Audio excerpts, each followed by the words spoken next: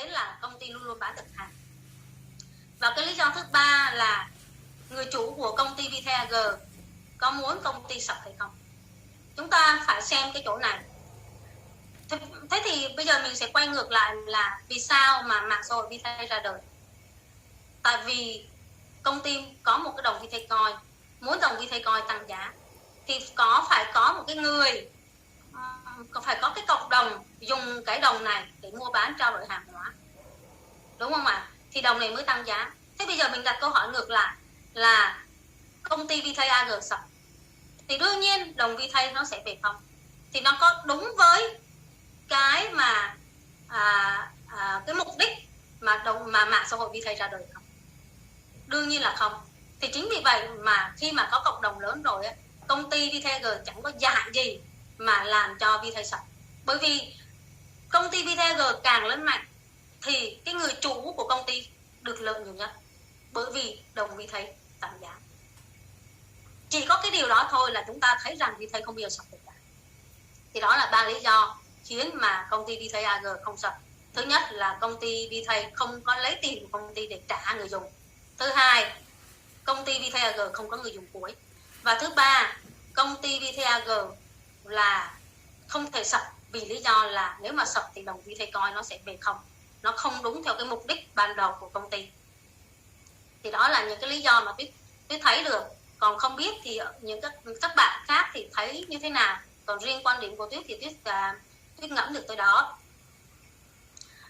Và cái nội dung thứ 5 Tuyết muốn chia sẻ đến với các bạn rằng công ty VTAG là một gã khổng lồ về công nghệ trong 3 năm, 5 năm, 10 năm tới. Càng ngày nó càng phát triển, càng ngày càng phát triển lên một cái tầm cao mới.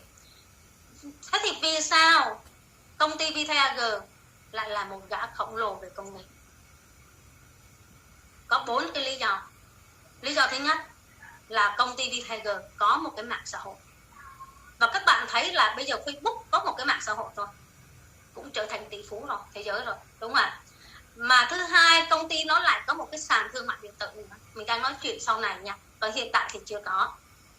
Thì chính vì vậy nó trở thành một gã khổng lồ thì có một sàn thương mại điện tử. Và thứ ba là công ty có một cái cộng đồng lớn, và cái cộng đồng này là người ta có tiền. Và cái thứ tư là công ty có đồng VTacoin. Thì chính vì vậy 4 cái điều này thì nó dẫn đến VTac sẽ là một gã khổng lồ về công nghệ trong 3 năm, 5 năm hoặc 10 năm tới.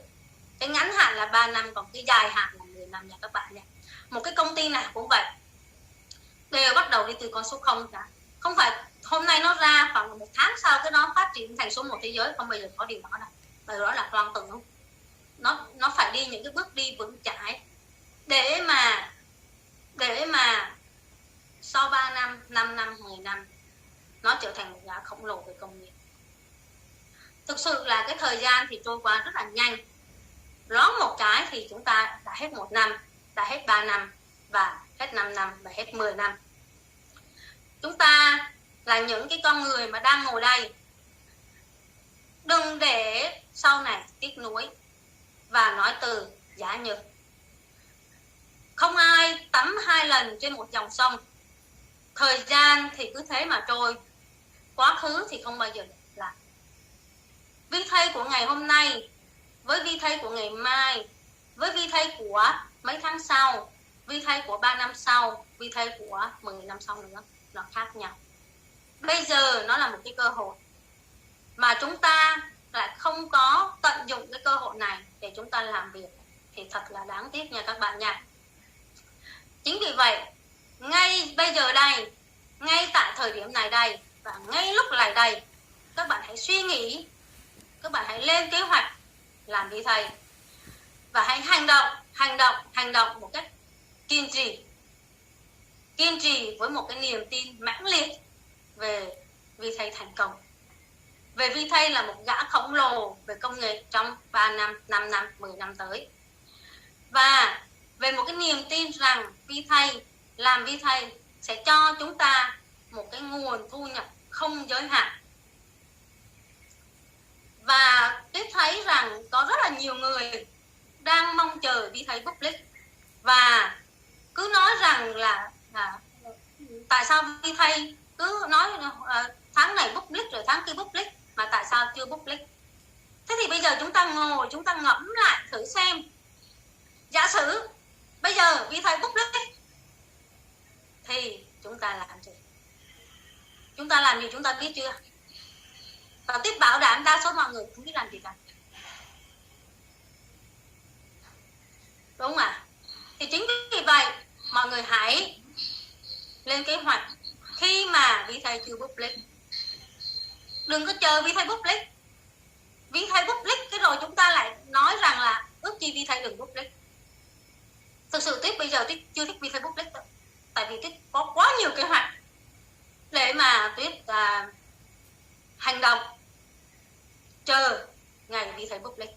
Và những cái hành động này thì phải có thời gian, không phải 1 ngày 2 ngày mà nó hoàn thành được, phải có thời gian. Thì chính vì vậy Tuyết chưa muốn Vi thầy public đâu.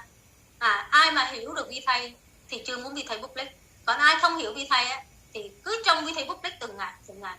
Và bảo đảm rằng những con người đó khi mà public rồi thì các bạn cũng không biết làm việc đâu. Tại vì các bạn không có kiến thức, các bạn không có kỹ năng thì các bạn không làm việc được. Và khi các bạn không làm việc được thì bắt đầu các bạn lại muốn quay về cái thời kỳ beta để các bạn có thời gian học hỏi. Và như Tiếp nói rằng không ai tắm 2 lần trên một dòng sông.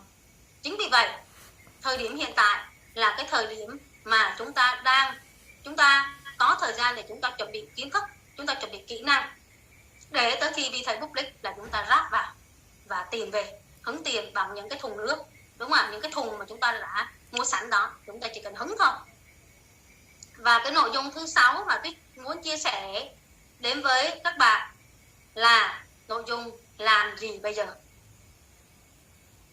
Thì thứ nhất là các bạn hãy nói cho cả thế giới của chúng ta, những cái con người mà bạn của chúng ta ở online và offline, đúng không? Ở cái đời sống thực và các bạn ở trên internet biết rằng là chúng ta đang làm Vi thầy. Có một số người rằng là làm Vi thầy nhưng mà lại giấu, không muốn cho người khác biết. Như vậy thì không bao giờ kiếm được tiền ở Vi thầy cả. Mình làm một cái công việc mà mình cảm thấy là xấu hổ, muốn che mọi người, sợ mọi người biết mình làm Vi thầy, mình xấu hổ. Đúng là cái điều này tôi thấy là không được một xíu nào nha các bạn nha. Chúng ta làm gì chúng ta phải tự hào về công việc của chúng ta làm. Chúng ta phải show ra cho cả thế giới biết là chúng ta đang làm Vi thầy. Và tại sao chúng ta phải nói ngay từ bây giờ, mà không phải đợi tới khi public chúng ta mới nói. Nhiều các bạn nói cái thôi để giấu đi, để tới khi public rồi nói. Khi mà các bạn public là nó đã trễ rồi. Vì sao mà phải nói ngay từ bây giờ? Vì chúng ta nói ngay từ bây giờ thì để có cái thời gian mà cho mọi người phản đối, để đến khi public á, là mọi người thấy mình đúng và mọi người làm theo chúng ta. Chúng ta nói cái gì họ cũng nghe hết. Giờ giả sử chúng ta đợi khi public chúng ta nói thì public các bạn của chúng ta mới nhận được thông tin, họ phản đối và họ lại phải chờ một thời gian. Thế thì ngay từ bây giờ chúng ta chọn một cái là chúng ta nói cho cả thế giới biết là tôi đang làm Vi thầy đây. Rồi anh cứ phản đối, anh cứ chê đi, anh cứ suy nghĩ tiêu cực về nó đi, không sao cả. Và sáng sau thôi anh sẽ thấy được là Vi thầy public và anh sẽ thấy tiếp, mà lúc đó là chúng ta sẽ nói cái gì mọi người cũng nghe được. Bởi vì chúng ta có tầm nhìn, đúng nha, chúng ta nhìn đúng thì bây giờ họ chỉ cần đi theo chúng ta và lúc đó chúng ta bảo cái gì họ cũng nghe. Cái thứ hai là chúng ta nói với thế giới bằng cách gì? Thì chúng ta đi nói chuyện thôi, đúng không? Chúng ta đi nói chuyện thôi. Gặp nhau ở ngoài đường thì nói chuyện về Vi thầy, nói chuyện offline, gặp quán cà phê nói chuyện về Vi thầy.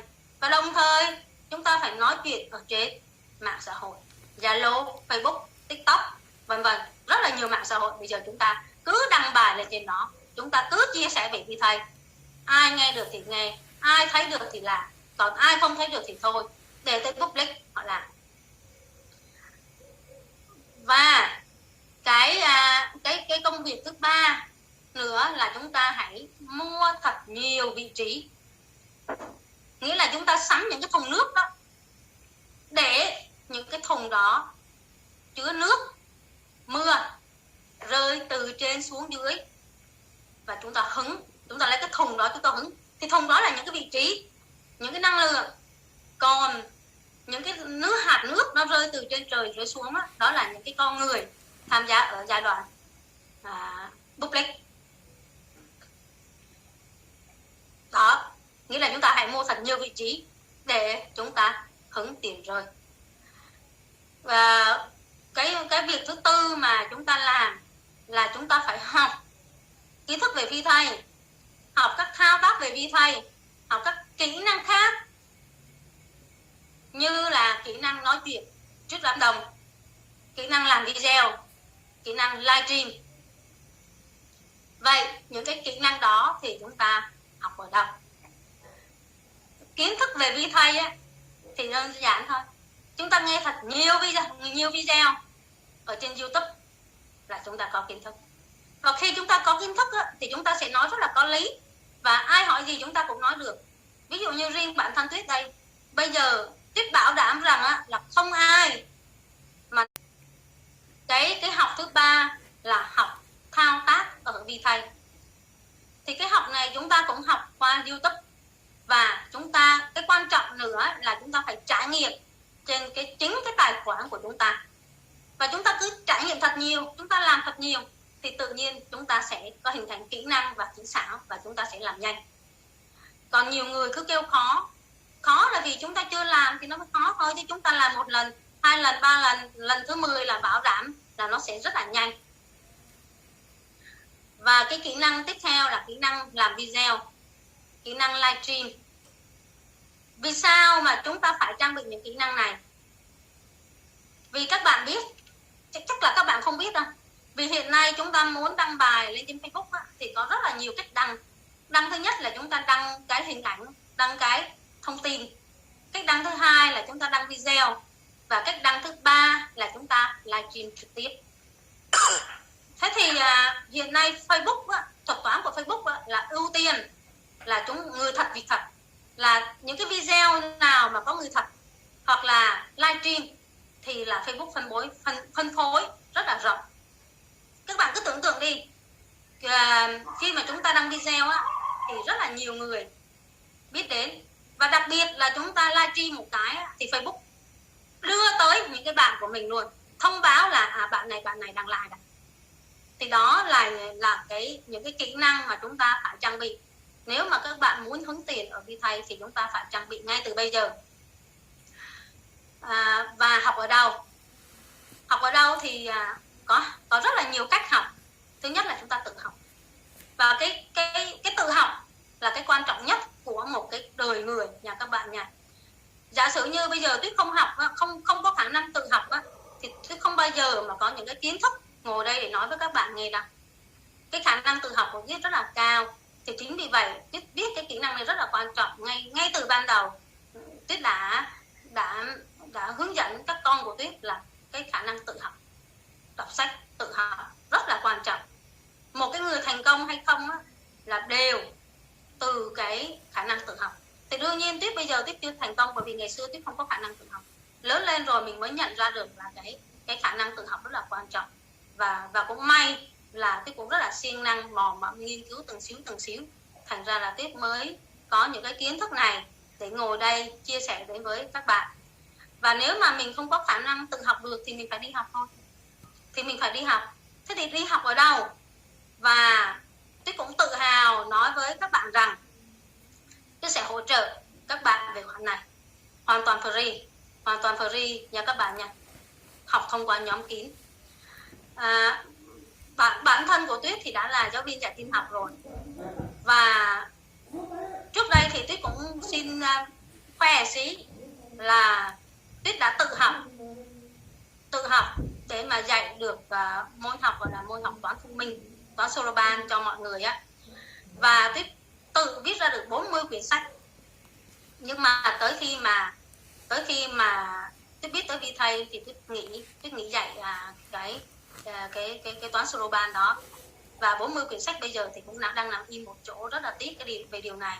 Nhưng mà mình không thể nào kham nổi, nên là Tuyết đã dừng cái công việc đó.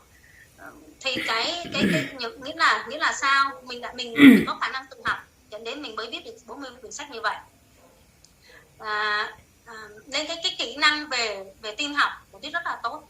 Tuyết đã dạy tin học rồi, kỹ năng đã rất là tốt rồi, nhưng mà mình lại có những cái kỹ năng rất là nhanh nhẹn. Và ngoài những cái kỹ năng này ra thì mới năm ngoái thôi, giờ này năm ngoái là Tuyết có tham gia một khóa học kinh doanh online. Bởi vì cái dịch Covid thì mình thấy rằng là online nó rất là phát triển, mình cũng muốn tò mò xem trên cái internet cái gì mà tấp nập như vậy, và Tuyết nghĩ ngay tới cái chuyện khóa học kinh doanh online. Thì Tuyết đăng ký khóa học, cái khóa này cũng khá nhiều tiền. Thế thì ở trong khóa học này Tuyết vỡ ra rất là nhiều thứ, và đặc biệt trong khóa học này ông thầy cũng hướng dẫn cho Tuyết làm video, cung cấp các công cụ, các kiến thức làm video. Rồi sau đó Tuyết lại tham gia một cái khóa học nâng cao về doanh nhân thông tin. Thì ở đây là Tuyết lại có những cái kiến thức về internet, những cái kiến thức về thời đại 4.0, và đặc biệt là Tuyết tập livestream. Thì những cái kiến thức này cộng với những cái trải nghiệm của Tuyết mà hôm nay Tuyết ngồi Tuyết nói với các bạn. Và ngoài cái việc mà Tuyết nói lên Zoom này thì thường xuyên Tuyết cũng livestream ở trên Facebook để chia sẻ những cái kiến thức về thi thầy cho các bạn. Thì tất cả những cái kiến thức mà Tuyết học ở trong khóa học cộng với những cái trải nghiệm, những cái rút kinh nghiệm của Tuyết mà để mà Tuyết livestream thành công á, thì Tuyết cũng sẽ chỉ cho các bạn tất cả những cái kiến thức, những cái công cụ, những cái đường đi như thế nào để mình làm video được, và mình sẽ như thế nào, mình chuẩn bị những cái gì, tâm lý ra sao để mình vượt qua nỗi cái sợ hãi để mà mình lên Facebook mình livestream, mình chia sẻ cho mọi người biết về vị thầy. Thì Tuyết sẽ chia sẻ cho các bạn. Thì nếu mà bạn nào mà mong muốn khát khao sở hữu được những cái kiến thức, những cái công cụ, những cái kỹ năng đó, năng làm video, những cái để mà sau đó rồi mình lại tự tin livestream chia sẻ lên trên Facebook, thì hãy inbox cho Tuyết thông qua số điện thoại là 0905 215 216, hoặc là inbox bằng Messenger Facebook. Thì cái nick Facebook của Tuyết là Tuyết Trắng hoặc là Tuyết Vi Thầy. Thì các bạn chỉ cần vào cái Facebook và các bạn gõ Tuyết Trắng hoặc là Tuyết Vi Thầy không dấu liền nhau là nó sẽ ra nha. Thì đó là những cái chia sẻ của Tuyết trong buổi hôm nay. Lời cuối là các bạn hãy nghe video thật nhiều, các bạn hãy kiên trì hành động với một cái niềm tin sắc son. Vi Thầy thành công. Vi Thầy là một gã khổng lồ về công nghệ. Tôi xin dừng lời ở đây. Cảm ơn tất cả các anh chị em và các bạn đã lắng nghe. Tôi chúc các anh chị em và các bạn bình an, hạnh phúc, giàu có ở Vi Thầy. Tôi xin chào và hẹn gặp lại các anh chị em và các bạn. Tôi đọc lại số điện thoại buổi Zoom tiếp theo. Dạ. Số điện thoại của chị Tiết ạ. Dạ.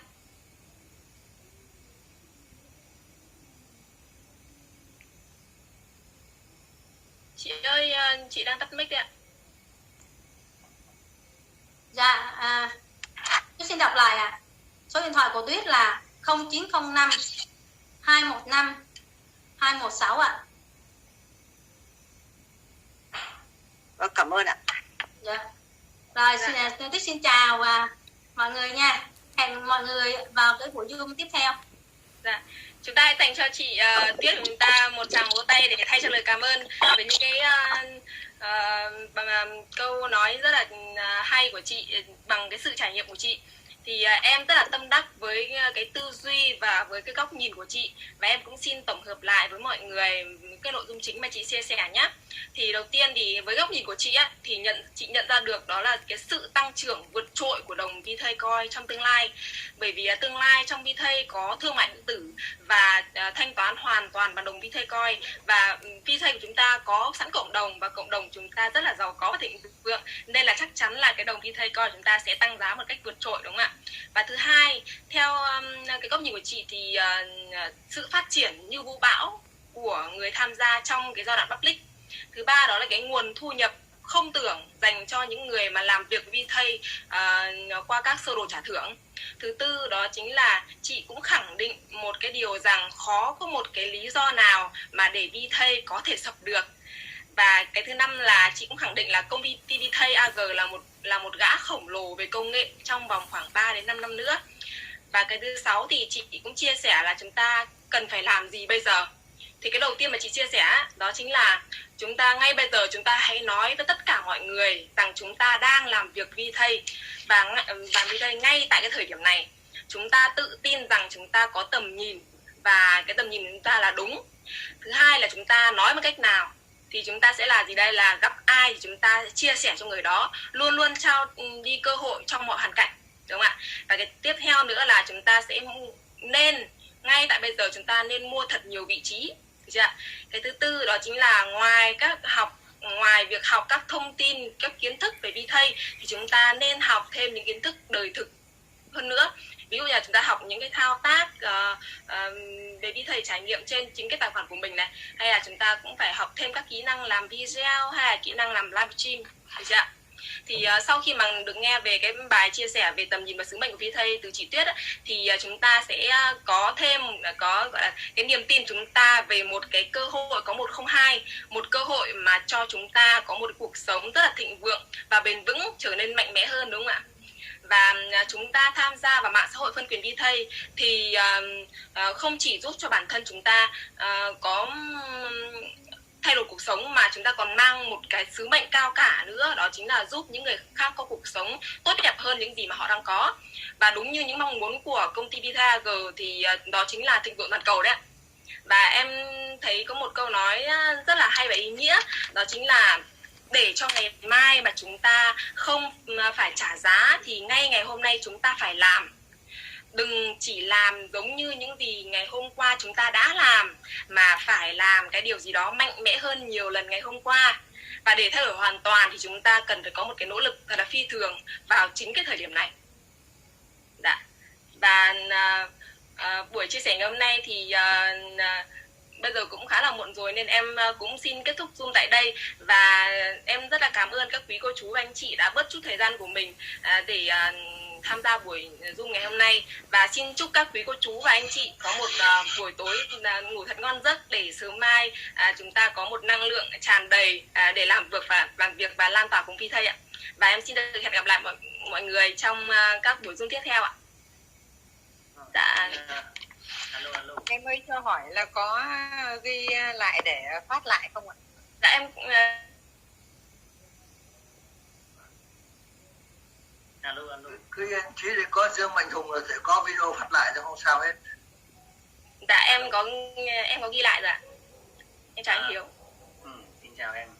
Hóa ra là chat với nhau nhiều lắm rồi nhưng mà hôm nay mới được lần trước này em vào đây không vào. Thế thì dạ. Rồi xin cảm ơn MC rất là xinh đẹp và cảm ơn chị Tuyết Trắng vô cùng tuyệt vời và rất là năng lượng.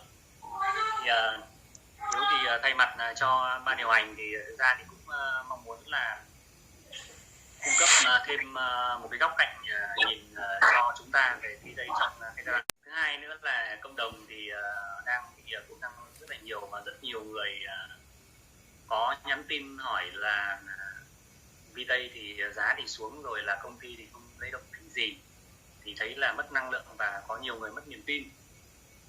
Thế thì Hiếu tin chắc rằng đây rất là có những cái điều mà rất nhiều cô chú và anh chị và các đại sứ đang băn khoăn. Thế thì hôm nay thì Hiếu sẽ chia sẻ với tất cả các đại sứ mà còn có mặt trong phòng Zoom này cái lý do mà và những cái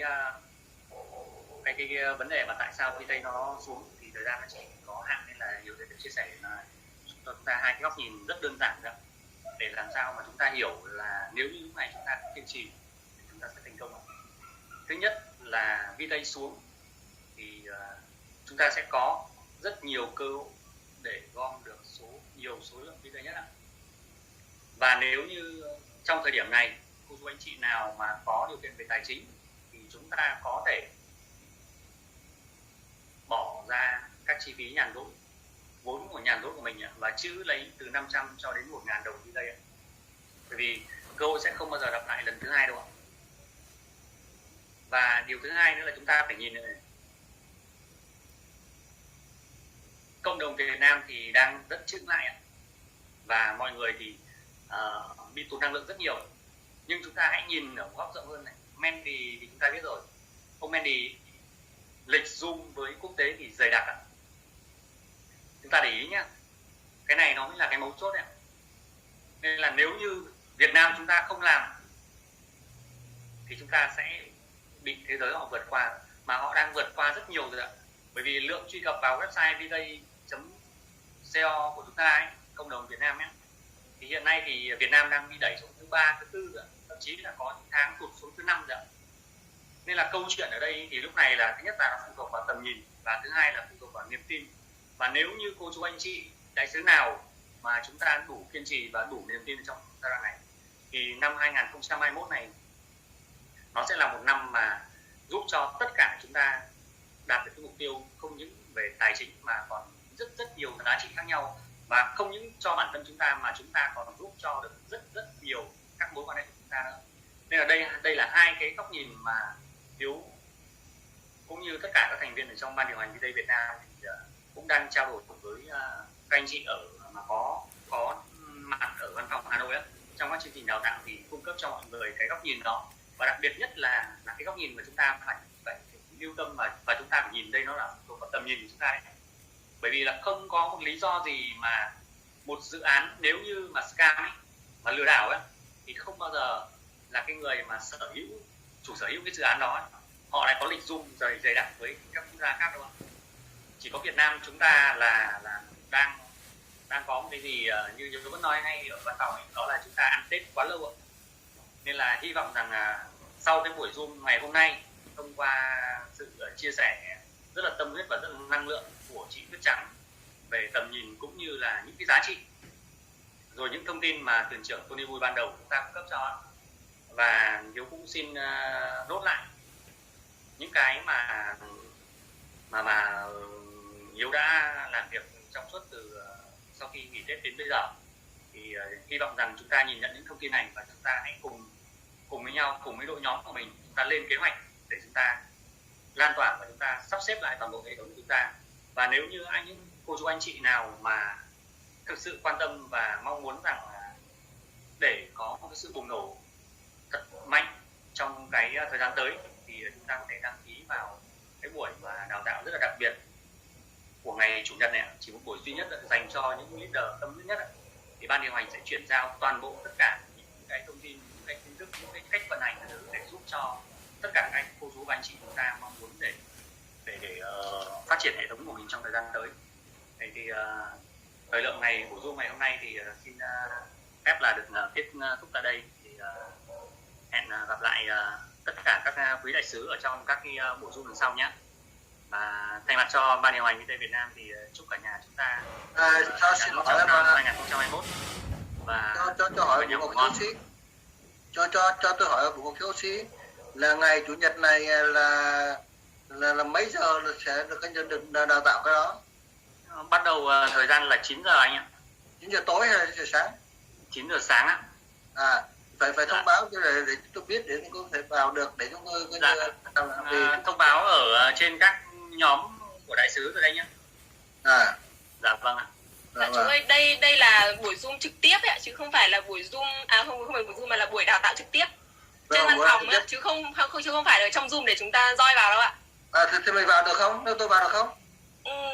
Cái này là trực tiếp ạ. Không ạ? Cái này phải bay ra, nếu mà mọi người mà cho vào, hay là Hà Nội cho vào, hay là Tony cho vào, hay là Hiếu cho vào? Dạ không ạ, cái này không phải là buổi Zoom online mà là buổi Zoom này là buổi Zoom nhất là buổi đào tạo trực tiếp tại văn phòng Hà Nội ạ. Mọi người thì phải ví dụ như ở tỉnh thành khác thì phải di chuyển về Hà Nội ạ, về văn phòng tại Hà Nội thì đây là đào tạo về Hà Nội mới được tham gia hả? Dạ vâng đúng ạ. Buổi đấy là mọi người